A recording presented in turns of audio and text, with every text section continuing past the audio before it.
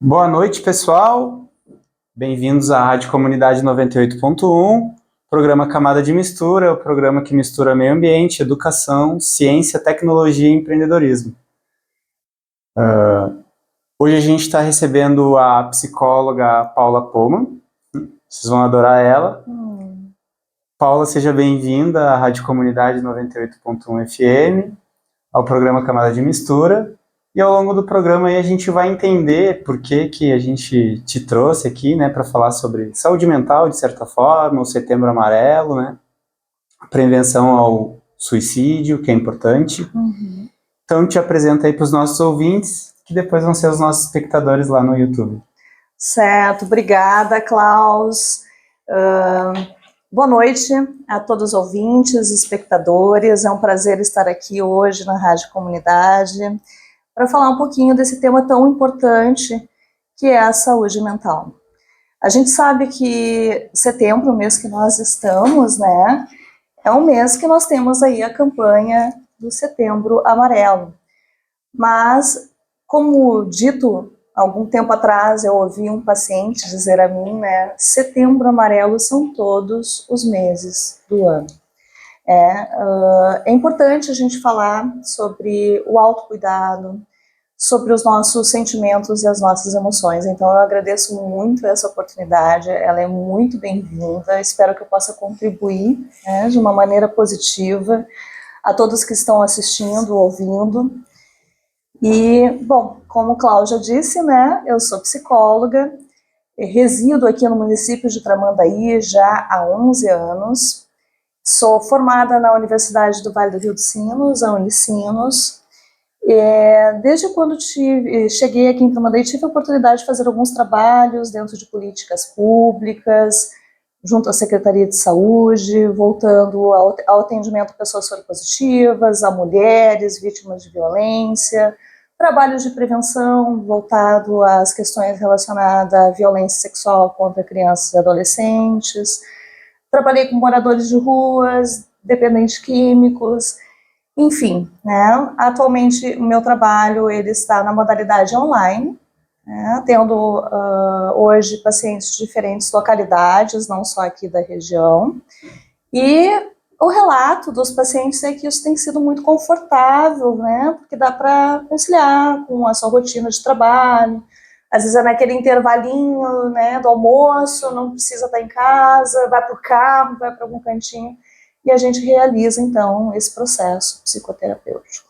Esse atendimento online, ele surge provavelmente após o período pandêmico. Exatamente, Klaus. Na época da pandemia, o Conselho Federal de Psicologia determinou que os atendimentos dos psicólogos fossem exclusivamente na modalidade online. Para mim foi um desafio. Até então não tinha tido essa vivência, mesmo que houvessem alguns colegas que já faziam esse tipo de atendimento. Já existia, então, alguns profissionais que realizavam. O conselho permitia? Permitia, sim. A gente tinha que fazer um credenciamento, né, regularizar esse atendimento. Mas com a pandemia, né, houve a exigência que fosse exclusivamente online, e aí os pacientes que até então eram presenciais migraram para essa modalidade e conseguiram se adaptar. Alguns mantiveram, por escolha mesmo, depois quando eu voltei para os atendimentos presenciais, que hoje já não estou mais, como eu disse, né? E com isso, cada vez mais a gente tem optado pelas alternativas online, pelo ritmo de vida, pela rotina, né? Então... Hoje minha mãe me mandou um questionamento que eu achei bem interessante, né? Ele vai fugir um pouco do que a gente quer trabalhar em si hoje aqui, que é te questionar, né? E que tu traga para o nosso público aqui, desmistificar, como a gente estava conversando aqui no bastidor, né? Eu estou cursando psicologia, vou me formar, estou para me formar e tal. Como que é esse desafio para quem está se graduando psicólogo aí, tipo... não sei se monto minha clínica, meu consultório em um lugar, eu fecho com algum plano, eu vou atender online. Se pudesse dar uma dica para quem está se formando agora, qual tu acha que é o melhor caminho a se seguir? Claro, cada um vai ter ali a sua individualidade, né, suas restrições, que vai se encaixar melhor para si, mas de uma maneira geral, assim, os desafios para quem está se formando recém como psicólogo. Bom, já durante a graduação, né, a gente vai tendo algumas identificações. Aqueles que se identificam mais em atendimento infantil, com adolescentes, adultos, né, com a terceira idade, enfim. Aquilo que leva a gente a se identificar, posteriormente vai se encaixar na nossa atuação. Por exemplo, crianças já não dá para atender online, até ali seus 10 anos de idade. É delicado, porque a gente precisa do lúdico, de um consultório adequado, né?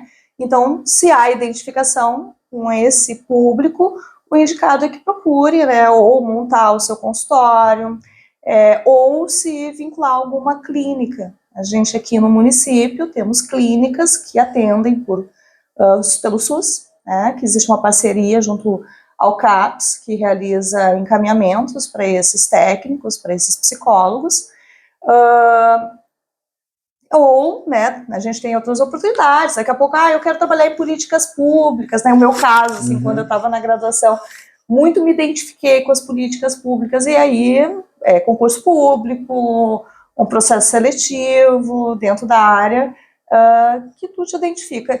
E aí, durante a graduação, a partir daquilo que tu vai identificando, dos teus prazeres, né, porque eu digo que o retorno não é só o financeiro, a gente tem múltiplos retornos naquilo que a gente atua profissionalmente, né? Tu pode ir mergulhando mais nos estágios, né? Na época da minha graduação, por exemplo, eu tive 2 anos e meio de estágio curricular obrigatório. E ali foi uma oportunidade de eu já ir me sentindo dentro dessas identificações, né? O meu primeiro estágio foi numa ONG chamada ASPA, que era Apoio, Solidariedade e Prevenção à AIDS. Ali eu atuei junto a um grupo de soropositivos e também tive a oportunidade de trabalhar com o programa Redução de Danos, que era vinculado a essa ONG. É um programa que existe até hoje, né? E lá em São Leopoldo nós atuávamos diretamente nas comunidades. Naquela época, o Ministério da Saúde enviava ao programa um kit, que era um kit com cachimbo para usuários de crack. Porque como a gente queria levar a informação da prevenção e promoção à saúde, que é o que o SUS preconiza, né, e é um programa que é do Ministério da Saúde, a gente ia até os usuários, né, sempre tendo uma equipe, nunca sozinho, identificado, né.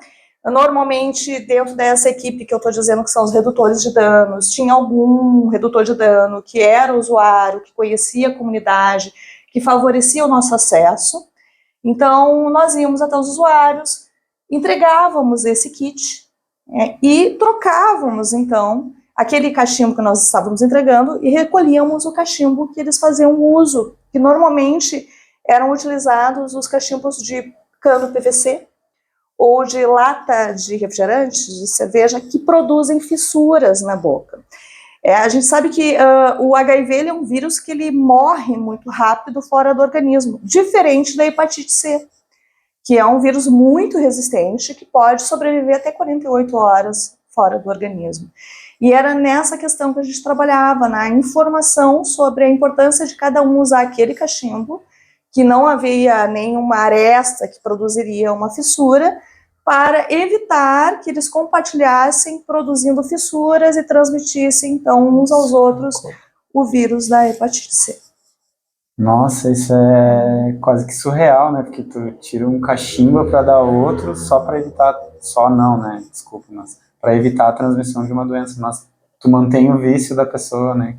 Porque o teu objetivo não era o uso da droga, mas sim a transmissão ali, evitar a transmissão de doenças. Perfeito isso? Isso, mas era uma abordagem delicada, né? Eu como psicóloga ali, né, eu fazia um olhar, né, desse contexto da psicologia social, né, do que aquele usuário, né, tinha de transtorno, porque a gente sabe que, né, chegar ao ponto de um uso abusivo de uma substância tão danosa, existe um transtorno, anterior que desencadeia aquilo, né?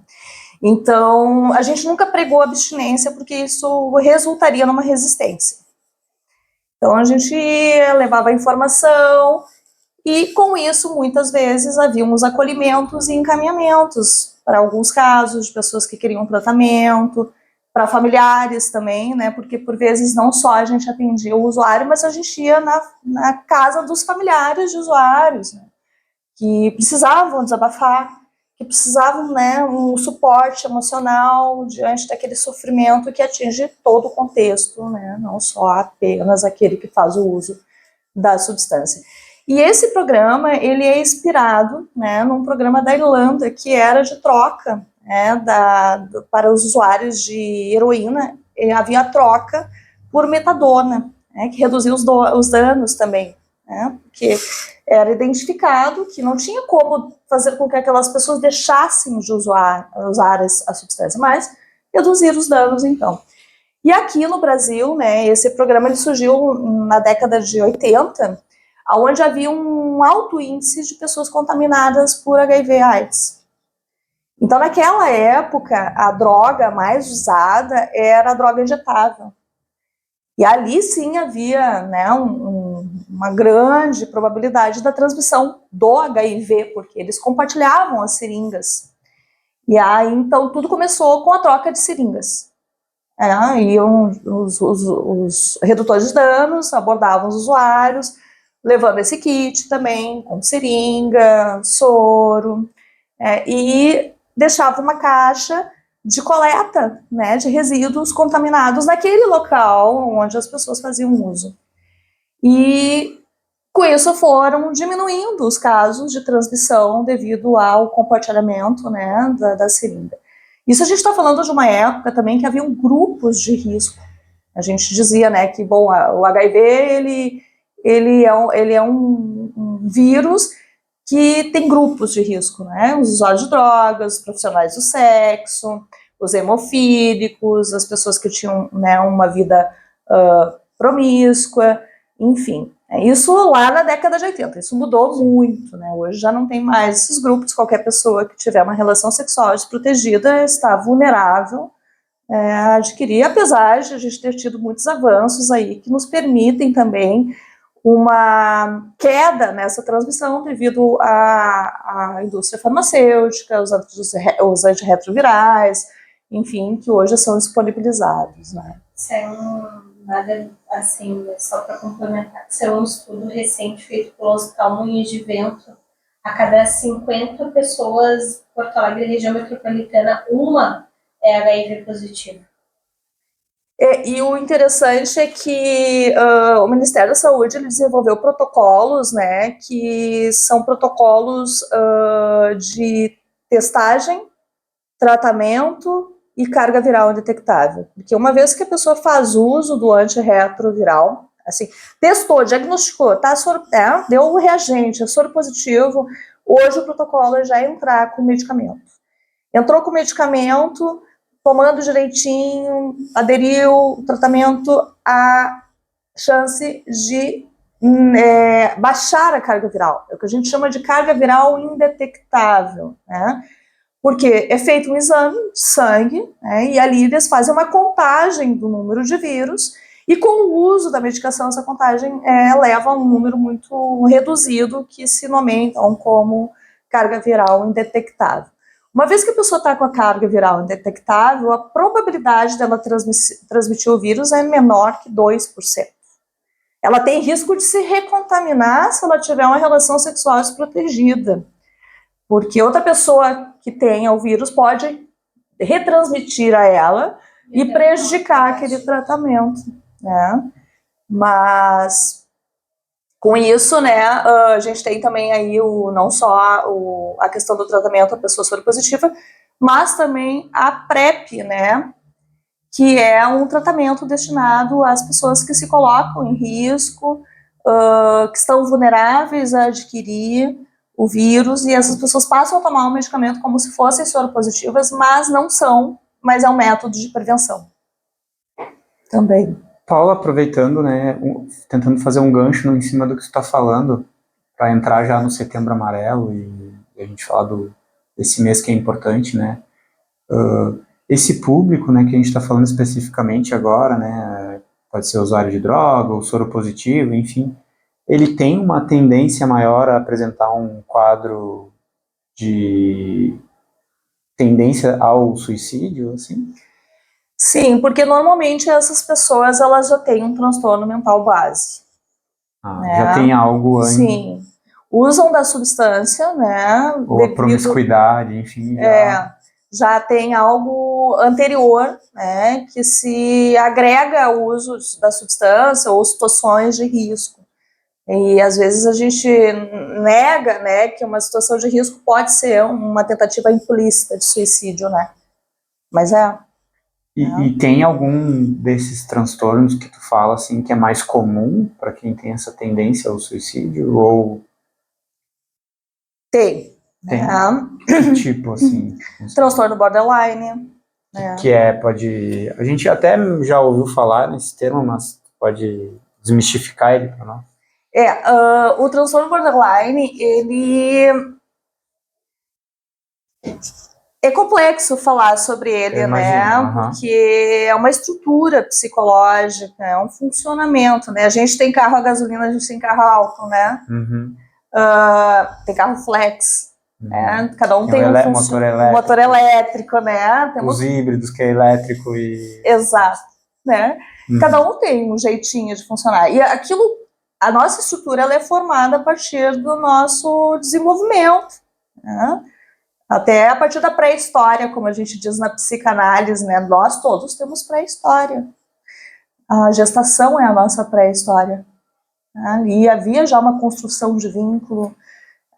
Às vezes aqueles que são as nossas referências, os nossos pais também têm as suas questões que não foram vistas, não foram acolhidas, né? E fazem da melhor forma, talvez, né? Imaginável, possível, mas são transmitidas algumas referências nessa estrutura. Não só isso, né? São os impactos da vida também, situações traumáticas que a gente pode vir a vivenciar, que podem estruturar um sujeito limítrofe, que a gente fala na psicanálise, que na psiquiatria tem essa leitura, por exemplo, como um transtorno borderline ou um transtorno de humor, um transtorno bipolar, né? E que são mais delicados, porque essas pessoas elas são tomadas por alguns sintomas, né, que não permitem a consciência do risco que elas estão se colocando. Né?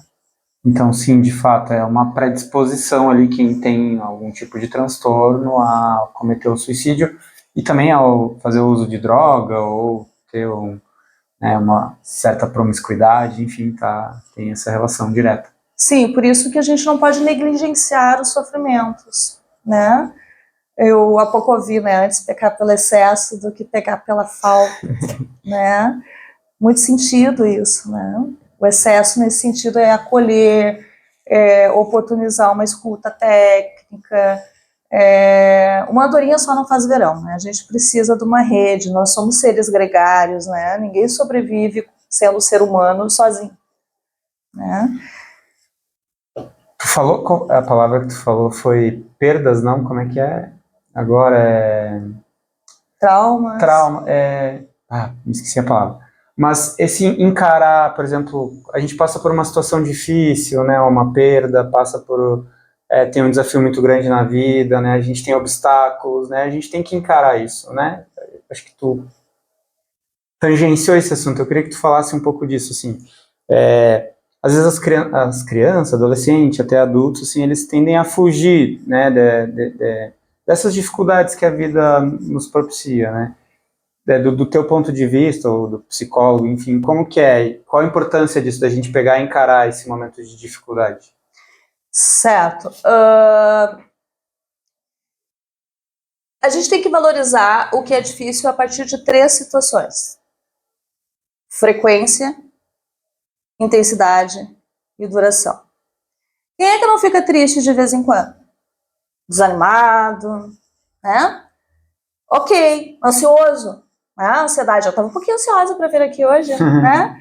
E foi essa ansiedade que me mobilizou para estar no horário, para me preparar, né? Tudo que é novo vai causar na gente essa tensão, a gente entender que, bom, é um momento que passa, tá ok.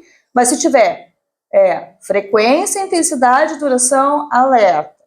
Eu tô muito triste, é frequente, é intenso, e são dias, isso não passa, aí a gente tem que buscar um olhar, né? Bom, e como isso, né? É falar. Como é importante falar. E falar é um exercício, né, Klaus? A gente precisa parar para observar que nem sempre a gente encontra as palavras para traduzir aquilo que a gente sente, né?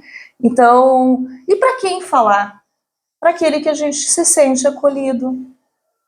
E bom, uma criança, como tu estava dizendo, né? Hoje a gente tem as escolas, né? Não há, isso é até uma leitura diagnóstica, assim, né? Há uma demanda, né, de uma preparação desses técnicos também, né, de um acolhimento para esses técnicos, porque é lá na escola às vezes que a criança chega emergindo um sofrimento, e como que aquele professor vai conseguir dar um suporte, se ele também precisa de um suporte, né? Mas aí a gente tem a saúde pública, né, a gente tem recursos como, por exemplo, o CAPS, que é o Centro de Atenção Psicossocial, os postos de saúde, a UPA, né? Em casos de tentativa de suicídio é muito importante falar que existe o Centro de Valorização à Vida, CVV, tá? Que é um centro que acolhe pessoas que estão em crises, sofrimento com ideação suicida. Existem técnicos voluntários ali para fazer esse atendimento sigiloso e acolher essas pessoas e direcioná-las da melhor forma possível, né? Então, assim, identificou um sofrimento, ele está intenso, ele tem frequência, ele tem duração, vamos buscar olhar para isso com delicadeza, porque a vida vale a pena, né? E vale a gente buscar, né, múltiplas alternativas. Às vezes, é lá na minha linha de futebol, eu tenho um professor de futebol, né, que me olha. Talvez ele vá poder te ouvir. Né? Vê um lugar que é possível externalizar isso, do jeito possível de ser externalizado, né?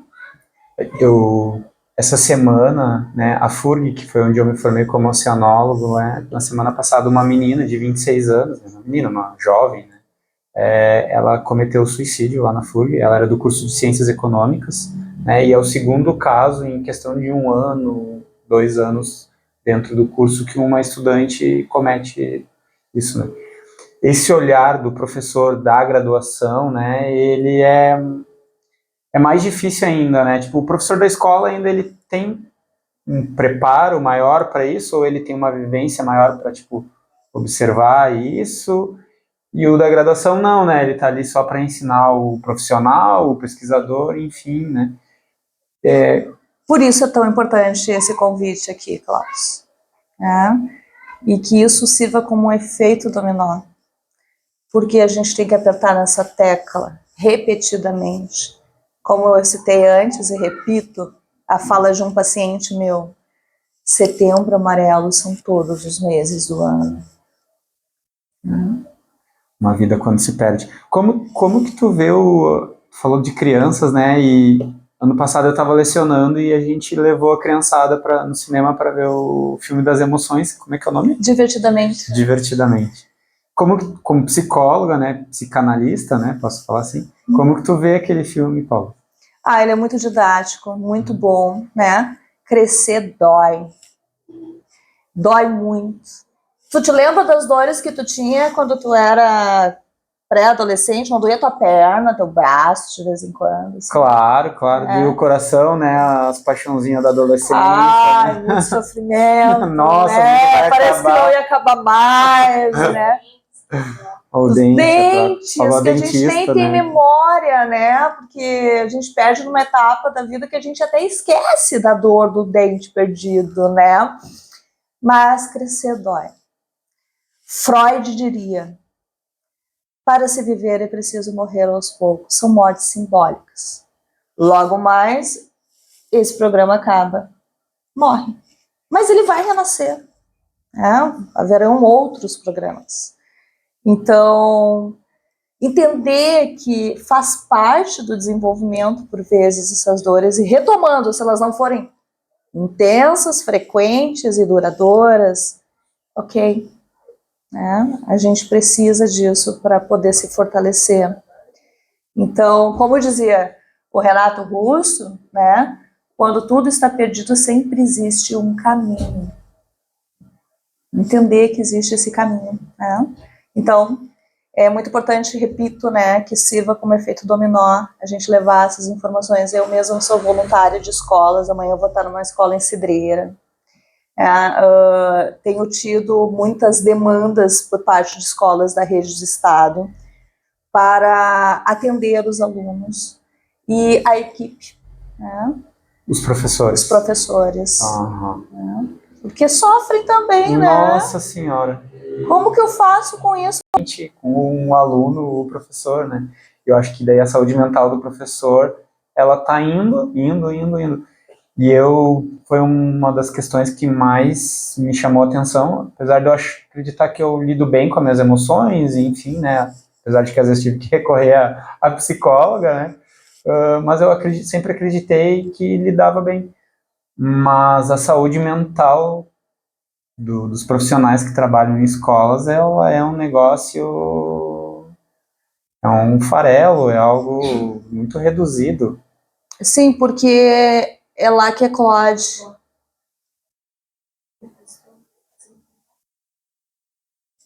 É lá que eclode. Em algum lugar tem que vir à tona um sintoma.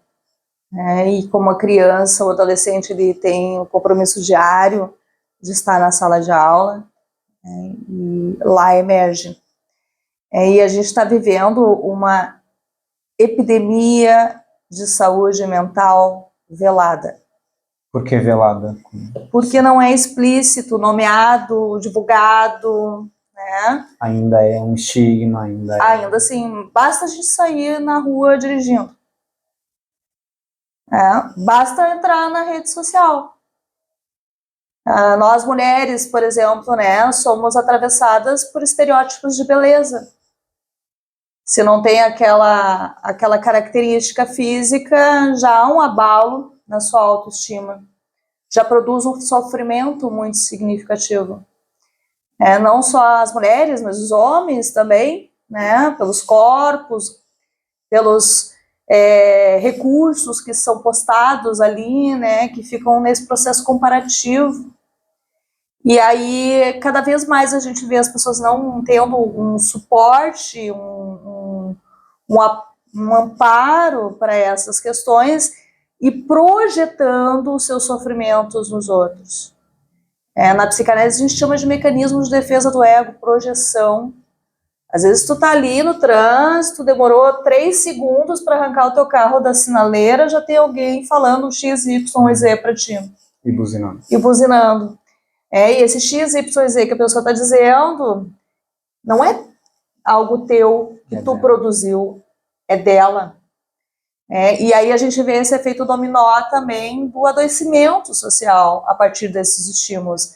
Não havendo uma referência fixa como foi na minha geração, na geração de vocês, que nós tínhamos a consciência de que teríamos que respeitar o professor porque era dito a nós que era assim que funcionava. Como hoje são múltiplas as referências, né, há um embate, há um desafio diante das regras. E aí isso produz danos, porque as regras nos asseguram, nos protegem. Qual criança que quem é mãe aí, quem é pai, em algum momento a criança estava fazendo alguma pirraça, estava ansiosa, demandando o limite, quando tu diz não, minutos depois ela não vem te abraça, te dá um beijo, às vezes te diz eu te amo, tipo, muito obrigada por ter dito não, porque tu amenizou a minha ansiedade. O limite ameniza a ansiedade, tu tem a previsibilidade. E aí a gente está num momento social onde isso se esfarelou devido a esses múltiplos referenciais, atravessamentos. E aí quem é que sente muito o impacto? Quem tem que estar ali sendo a referência e não consegue ser tal qual tu, professores que estão atuando aí, né? Muito legal. Acho que a gente vai para um breve intervalo e a gente já volta com a Paula aqui, direto do estúdio da Rádio Comunidade, 98.1 FM. Voltamos com mais um programa Camada de Mistura aqui na Rádio Comunidade 98.1 FM. Vou mandar uma boa noite, um beijo para a Tássia lá de Santa Maria, para o Eduardo, a Isabel, estão na escuta aí, estão sempre na escuta, né? A gente tem os de fé. O Beto e a Cida também, o Vilmar Pereira está na audiência, o Adriano Teixeira, vai um abraço também está na audiência. E para todo mundo que está nos escutando aí, a gente volta aqui. O Velharias do Rock, depois eu vou falar mais, mas a gente tem de segunda a sexta. Tu deve gostar de rock and roll, né, Paula? Acertou. Sim, Gosto. Né? Ela tem cara, né, mano? De segunda a sexta a gente tem aqui das 11 à meia-noite, Velharias do Rock com Adriano Teixeira e Michele Simão. Hoje é aniversário da Michele, feliz aniversário, Michele. Ela deve estar na aula agora, mas depois o Adriano dá o recado. A gente já mandou o áudio para ela ali. Parabéns. Então, de segunda a sexta, das 11 à meia-noite, Velharias do Rock. O Adriano Teixeira comanda muito bem as picapes aqui, ele entende, eu tenho que vir aqui aprender mais com ele. E a gente tem sábado, das 9 ao meio-dia, Flávio Dias, entrevista. E domingo, das 8 às 10, programa Querência, tocando muita música gaúcha, nativista, aí com Carlos Pereira. Então a gente está aqui hoje graças aos nossos apoiadores, né, quem apoia a cultura, acredita no projeto, né, Ponto Íntimo, Avenida Emancipação número 500, já chegou lá os pijaminha de verão na Ponto Íntimo, certo? Ponto Íntimo também está dentro do centro das fábricas, então ali na Ponto Íntimo a gente encontra moda íntima, moda fitness, moda praia, né, o sleepwear, que é a roupa de dormir, o loungewear, que é aquela roupa que a gente gosta de usar dentro de casa, sabe? Loungewear, né, até isso tem nome hoje em dia. Então ali na Ponto Íntimo, meia calça, meia cueca, tudo a gente encontra ali desde criança até a vovó, todo mundo tem produto para si ali, entendeu? Então para todas as idades. Ponto Íntimo, Avenida Emancipação número 500. E o centro das fábricas, né? Lá no centro das fábricas a gente tem, no segundo andar, enquanto está aberto o shopping, tem um monte de brinquedo para criançada. Então o pai e a mãe tá comprando, tá fazendo as compras ali, pode largar os filhos lá em cima, que tem um monte de brinquedo bom pra caramba, muito legal. Eu tive lá e dá vontade de voltar a ser criança, né? Ir lá brincar naqueles brinquedos, certo? Então passa lá, no centro das fábricas tem uma Ponto Íntimo lá, tem edredom, tem joia, semi-joia, tem produtos saudáveis, tem cremes de dormir, né, hidratar-se, né, tem moda feminina, tem moda infantil, a gente encontra, tem salame, queijo, tem de tudo lá no centro das fábricas, é o melhor shopping de Tramandaí, no coração de Tramandaí. Dia 27... Já falou do salame lá? Aquele Milani, né, aquele salame muito bom, né, muito bom, e a gente experimentou pode fazer degustação ali. Ótimo. Dentro do centro das fábricas, e Império e Companhia, e a gente experimentou um suco de uva rosé, que, nossa senhora, bebe ajoelhado, né, rezando. Que ótima dica. Então, lá no centro das fábricas. E dia 27 agora, desse mês, setembro, vai ter feira de adoção de cães, em parceria com a IMPA de Imbé. Então, o Kim aí, um beijão pro Kim, vai estar organizando esse evento. Então, já teve agora em agosto e vai ter agora em setembro. E provavelmente o Kim vai fazer uma terceira edição em outubro. Então, a gente passa lá e... aquela adoção solidária, né, ver o cãozinho ali, aquele vira-latinha e tal, que tá ali há tempos para ser adotado, passa lá dia 27 de setembro, tá? A gente vai trazendo aí ao longo da programação mais informações. Então, o programa Camada de Mistura vai agora toda terça, né, era toda quinta, às 8 da noite, e agora vai ser toda terça, às 8 da noite, tá? Aqui na Rádio Comunidade. Paula... o bastidor estava muito legal, né? É muito legal porque a gente se solta mais, né? E consegue relaxar e falar. Mas aqui no ar, eu queria te fazer umas perguntas, tipo, que eu tinha preparado para ti, mas eu não te fiz nada, né? A gente foi mais na onda aí da conversa. Sim. Aqui, enquanto a gente estava fora do ar, a Natália te fez uma pergunta que é, tipo assim, ó, a gente meio que pincelou isso durante a conversa, mas quais transtornos ele levam a essa tendência suicida, né? Hoje de manhã a gente conversava um pouco, e a gente ficou, não, acho que é meio que só a depressão, né? A ansiedade, ela não vai te levar ao suicídio. E aí a gente estava conversando aqui no bastidor e tu disse que, na verdade, sim, ela pode, né? Assim como transtorno bipolar, dentre outros. Sim. Transtorno bipolar, transtorno borderline, a ansiedade, síndrome do pânico, toque, podem sim levarem a um sofrimento tão intenso cujo a pessoa pode buscar essa alternativa, né? Eu não sou psicólogo, certo? É o meu filho, é a minha mãe, é um amigo meu, e eu identifico ali algumas coisas, tipo, que intensidão, né? Eu escutei a tua entrevista e eu identifiquei, mas tá sofrendo demais e tal. A gente sabe que é difícil, né? Tipo, chegar pra pessoa e dizer, tu precisa buscar uma ajuda profissional, porque tem todo aquele estigma, né? Que a gente conversava também aqui. Daí, tipo, profissional, eu conheço tal pessoa. O que a gente poderia fazer? Que conversa a gente poderia ter, ouvir mais, enfim? Bem importante essa pergunta, Klaus. Acho óbvio tem que ser dito, né? Uma vez que a gente identifica que há um sofrimento em torno, perto da gente, de algum vínculo, certamente isso vai produzir uma consequência naquilo que a gente sente. Quem não sente a dor, né? Ao ver o outro sofrendo.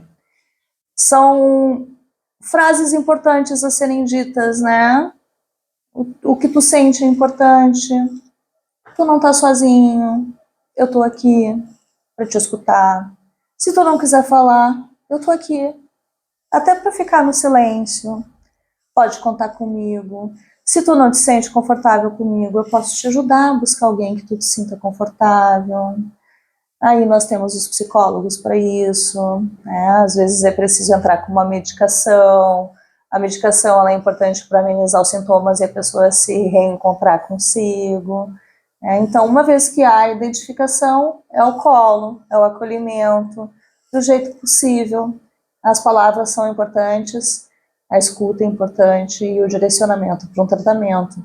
Porque mesmo que hajam esses diagnósticos, sempre há uma saída, sempre há uma possibilidade de se reinventar a partir daquele luto simbólico. Porque nem sempre alguém que almeja o suicídio de fato quer acabar com a sua vida. Essa pessoa quer acabar com o sofrimento. E então, é um luto. Vamos elaborar o luto do sofrimento, para que a vida siga, né? Tem uma música do Raul Seixas, Tente Outra Vez, né? A minha mãe adora essa música, ela tá nos ouvindo aqui, ela vai... É mais ou menos isso? Tente outra vez, né? E a gente tenta tantas vezes na vida, né? E justamente no exercício de tentativas que a gente vai conseguindo identificar a nossa fórmula, o nosso funcionamento. E, bom, às vezes não é simples a gente fazer isso sozinho, mas existem os suportes que nos favorecem para a gente entender, né, o que a gente sente, manejar isso. E voltando, né, a ansiedade, por vezes a gente não acredita que ela pode desencadear nessa intensidade da pessoa idealizar um suicídio, mas é um sofrimento bem significativo, é uma tensão, são pensamentos negativos, antecipando no imaginário situações traumáticas, e é angustiante isso para quem vive. Então, se houver, né, perto de vocês alguém que esteja de duração, intensidade e frequência, se você tem condições de acolher, acolhimento é uma grande potência. Às vezes a gente acha que não está fazendo grande coisa, perguntando se está tudo bem, eu estou aqui para te ouvir, mas é muito importante. Às vezes é isso que a pessoa precisa, né? Não do julgamento, e sim só às vezes do silêncio, só do entendimento ali, do colo. Do ouvido.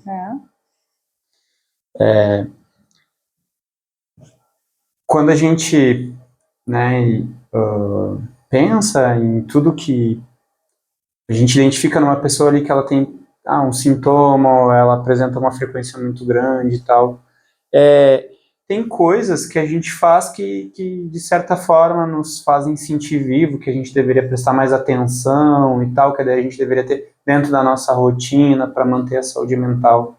O que tu orienta, assim, tipo, Pode ser uma pessoa que se identificou num quadro depressivo ou que já tentou tirar a própria vida.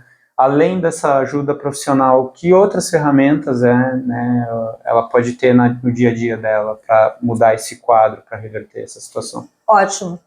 Essa pergunta também é muito importante, Klaus. Bom, atividades físicas são importantes, né? Mas eu não gosto de ir para academia, mas para caminhada, né? A gente, por exemplo, aqui no litoral tem lugares tão bonitos para isso, né? Natureza mais gritante, né? Há quem se apegue à espiritualidade, meditação, enfim, não existe uma fórmula fixa, depende de cada um.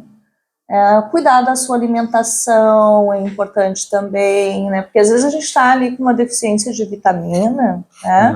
E pode ter sintomas semelhantes a um quadro depressivo. Mas daqui a pouco é uma B12 que está baixa, uma vitamina D, então pegar sol, né?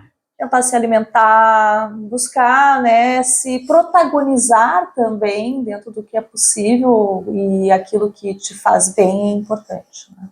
As coisas mais simples, pegar uma berga e lagartear ali, tomar uns chimas com quem a gente gosta, né? Aquela conversa. Desligar-se das redes sociais por vezes, não olhar tanto a timeline ali, né?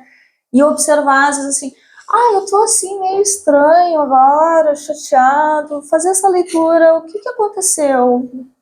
Eu consigo identificar? Ou eu tenho uma técnica, assim, com meus pacientes, né? Sempre que começa uma consulta, eu pergunto, como é que tu tá? Aí o paciente, ele vem e responde assim, por exemplo, tô bem. Aí eu, né? Eu uso o método socrático, que é perguntar, porque eu não posso considerar o que é bem para ele em cima do que é o bem para mim. Então, mas o que é bem para ti? Porque uma vez que ele responde para mim isso,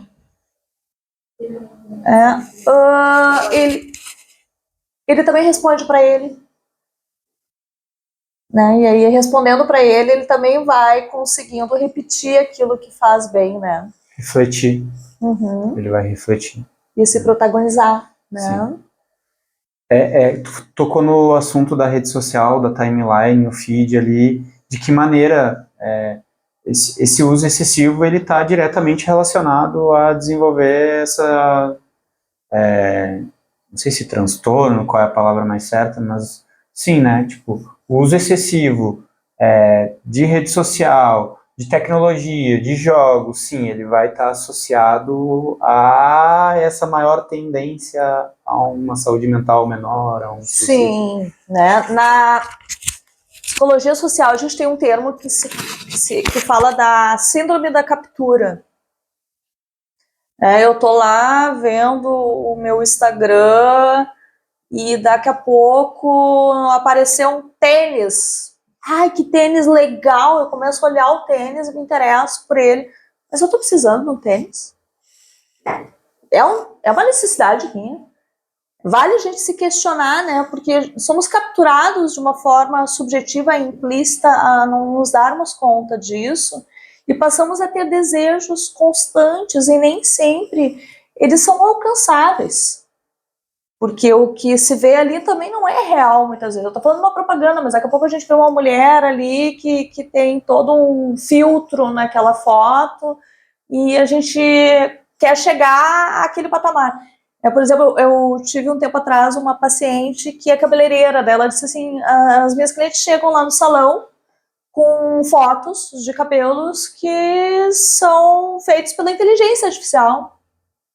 E não são reais, eu tenho que explicar para elas que jamais vai existir um cabelo real daquela forma. Que bom que ela explica. E a gente precisa explicar que aquilo ali não é real, é inatingível, né? Porque como há essa síndrome da captura implícita, né? Tu é capturado, tu passa a desejar, tu passa a conquistar às vezes aquilo que tu deseja e logo tu te esvazia porque tu é capturado por outro desejo, né? Então, entender o que a gente sente a partir desses estímulos é também uma alternativa da gente se preservar quando há identificação de que eles produzem algum tipo de dano, né? Tu, como uma profissional, né, quais os cuidados que tu toma também. Sim, a psicoterapia ela é presente na minha vida desde muitos anos atrás, né? Assim, justamente por eu ter tido a oportunidade de fazer psicoterapia na minha adolescência, eu conheci o que era um psicólogo, né? E me identifiquei e acabei buscando essa identidade profissional. Faço psicoterapia, todos os colegas deveriam fazer, né? Nós também somos seres humanos, somos compostos por sentimentos, precisamos de escuta, até porque a gente escuta muito, e um psicólogo não fala de si, do seu paciente, e precisa ter um lugar adequado, um sigilo, para falar das suas questões, né? Então, eu super recomendo, né? Acho que deveria ser pré-requisito, né? Mas até na época do meu estágio, eu me lembro que eu tinha uma supervisora na faculdade que ela dizia assim, quando vocês estiverem no consultório de vocês, do estágio, antes de atender um paciente, façam um exercício de sentar na cadeira dele, sem ele estar dentro do consultório, para tudo sentir naquele lugar. Acho que é muito importante a gente ter essa escuta técnica e se sentir em diferentes lugares, até para a gente entender muito mais a fundo o nosso trabalho, né? Do outro lado também como paciente. Eu te acompanho bastante lá no Instagram, né, e a gente falava um pouquinho antes aqui, que tu tem uns quadros, né, que tu... Intervenção. Pode falar um pouco desse teu trabalho que tu divulga ali de tempos em tempos nas tuas redes sociais? Sim, eu não prescrevo medicações, mas eu prescrevo dispositivos artísticos. Né? Aí vem a minha subjetividade, né? Eu sou de uma família de artistas, né? Então minha mãe era artista, o meu irmão, ele, apesar de ser da área da saúde, é alguém que também tem habilidade musical e outros, né? Eu não adquiri nenhuma habilidade dessas, né? Mas ressignifico, usando das músicas, desses dispositivos como provocações e intervenções, né? Provocação, né? Intervém na ação, né? Porque é uma maneira de desenvolver reflexão. Então, eu faço esses vídeos onde eu uso trechos de músicas e a partir desses trechos eu desenvolvo um processo reflexivo.